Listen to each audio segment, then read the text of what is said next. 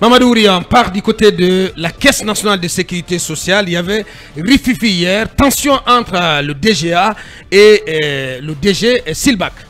Oui, en tout cas, à la décharge de Mamadi Doumbouya, il faut reconnaître que la mauvaise cohabitation entre les DG et DGA des EPA, des services publics, malheureusement est une triste réalité, justement parce qu'à l'époque, il les avait rappelés à la bonne cohabitation, à ceux qui travaillent en équipe pour l'atteinte des objectifs. C'est très loin d'être le cas. Pour l'atteinte des objectifs de performance.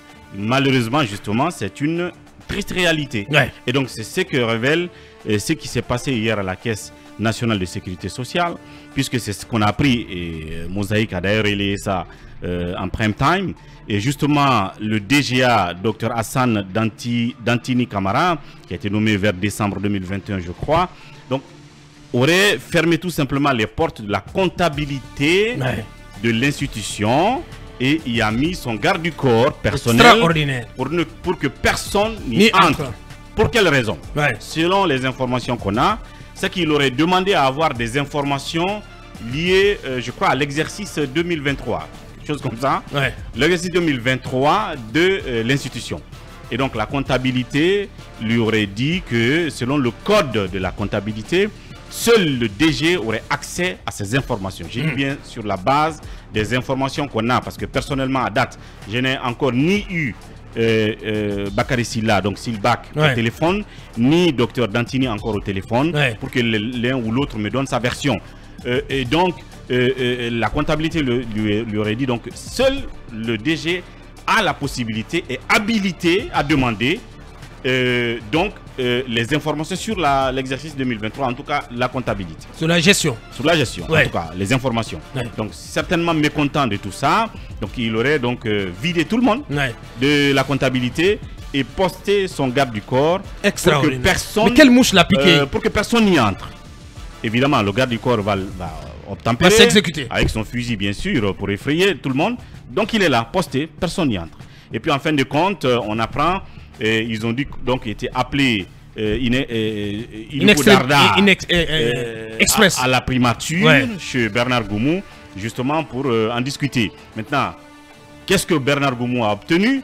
Qu'est-ce que les uns et les autres ont dit? Moi personnellement je n'ai pas encore de retour, mais je sais que il y a eu cette rencontre à la primature. Est-ce que le problème est définitivement résolu? Mais cela ne date pas d'aujourd'hui, Aboubacar. Il y a un bon bout de temps quand même qu'on apprend cela, ça ne va pas entre les deux.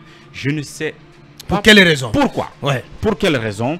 Toujours est-il qu'il revient au président de la République une fois encore, au-delà justement des interpellations verbales, à dire que les DGA et les DG doivent bien cohabiter, eh bien, il faut taper du poing sur la table. Si quelqu'un dans l'équipe, donc dans le duo, ne se comporte pas bien, eh bien, il faut que vous usiez, de votre pouvoir discrétionnaire et donc enlever celui qui fait la merde dans la mais sincèrement, Mamadou Ouri, mais ce DGA quand même, mais il ne peut pas se permettre quand même. En tout cas, il ne peut pas se permettre. On n'est pas dans la jungle du côté de la Caisse nationale de sécurité sociale. Mais de quel droit il se lève un beau matin pour venir tout barricader? La comptabilité de la Caisse ne lui appartient pas. Il relève de quelqu'un, d'un chef qui est Bakary Silla Silbak. Donc c'est à lui qui doit s'adresser, qui doit demander des comptes. Mais il ne peut pas se lever un beau matin comme ça pour venir barricader la comptabilité. Ça ne se passe pas comme ça dans une gestion, monsieur. Cherchez à savoir les dessous de la force du DGA. Mais on apprend qu'il se sent fort de son frère qui serait homme d'affaires et qui serait lié au palais. Qui serait lié au palais. Voilà ce que je voulais dire. C'est très grave ce qui se passe. Avoir un ami, c'est-à-dire quand tu es un certain Sako, si tu es lié à un ami du palais ou à un proche du palais, tu es permis de tout faire. Dans quel pays vous avez vu un responsable fermer tout un service, mettre son garde-corps avec un fusil, interdire aux travailleurs, et hier jusqu'à aujourd'hui il n'y a pas de décret? Mais attendez, Madame Fatou Baldé Yansade a été limogée ici pour avoir répondu à un ministre. Autre personne. Mais c'est un directeur qui met un militaire pour barrer la route aux travailleurs qui ferment un service et après 24 heures, il n'y a pas de décret. Parce que ce monsieur... Et ce qu'on fait, c'est qu'on verse dans les salamalek, on appelle les deux, allez, calmez-vous, continuez à travailler ensemble, comme le président l'a recommandé, et essayer de travailler en intelligence. Mais c'est n'importe quoi. Mais Abakar, hier je disais qu'il y a deux Guinéens. Il y a des Guinéens inférieurs et des Guinéens supérieurs. Les Guinéens inférieurs là, ils sont ceux qui sont justiciables, ils sont ceux qui peuvent être reprimés, ils sont ceux qui ont toutes les sanctions. Dommage. Mais les Guinéens supérieurs, quelle que soit la faute qu'ils commettent, mon frère, on passe là-dessus. Et il paraît que le directeur adjoint, je n'ai pas vérifié, voudrait nommer un proche, ce proche qui est proche du palais, au service de communication.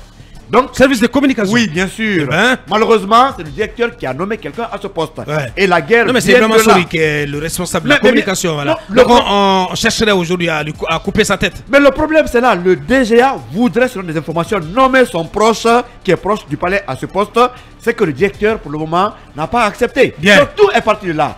Si le décret ne tombe pas, si c'est le salam alaikum, mais qu'on arrête de nous dire la refondation. Ce qui est vrai, c'est qu'il y a un seul boss quand même, au niveau de la Caisse nationale de sécurité sociale, tout comme au niveau de toutes les entités publiques. Mais c'est inimaginable, Abakar. Si on doit parler de proches, quand même, une chose est claire, c'est que Ibrahima Sory Cissé, que nous appelons affectueusement le sorcier de la fortune, qui est quelqu'un du Sérail, donc de la communication, de la presse, n'est nullement un proche de Bakar Silla, de loin. Donc, j'estime que s'il l'a nommé, c'est avec beaucoup de recul et avec beaucoup de calcul, parce que vous savez que le poste a duré assez longtemps avant d'être comblé, parce que c'est une dame qui était avant.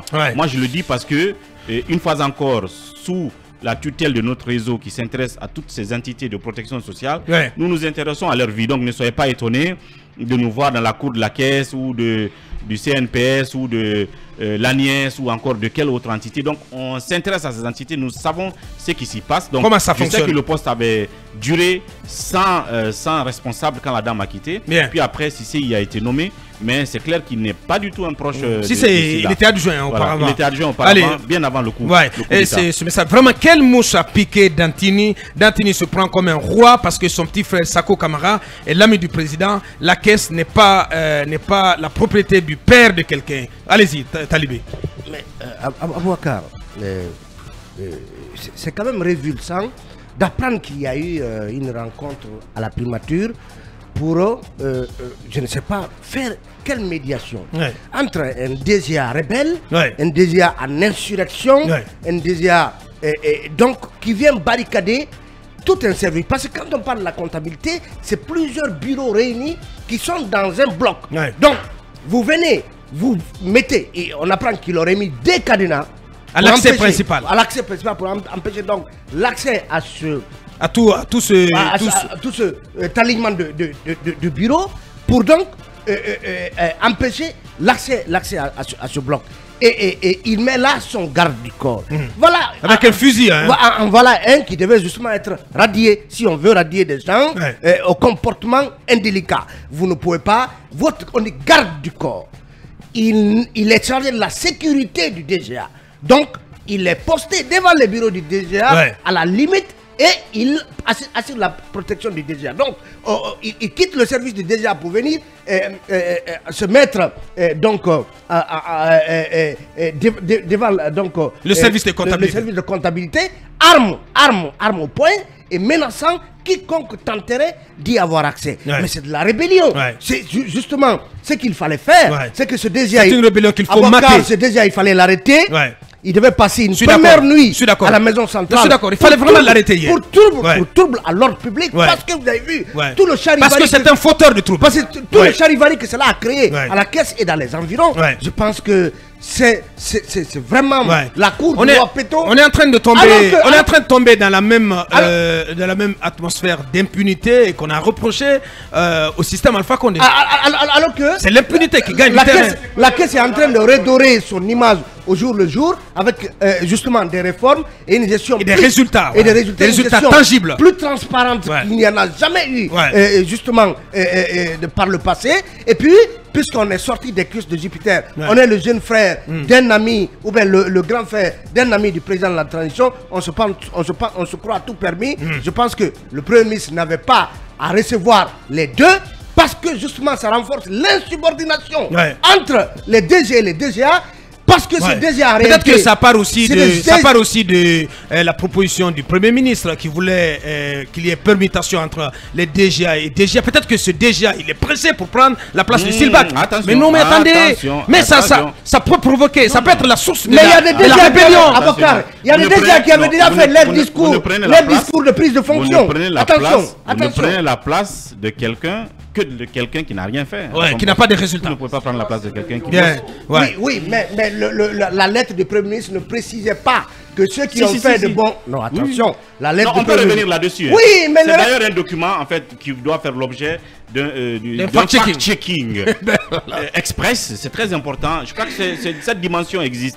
Ceux qui ont dit... Mais en attendant, il n'y a pas de capitaine. C'est Silbac qui est capitaine. C'est déjà pour souvent à ne rien faire. Déjà souvent à ne rien faire, qui sont là pour tirer dans les pieds, mais souvent d'ailleurs qui n'ont pas grand chose dans la caboche, c'est ça la vérité. Allez, du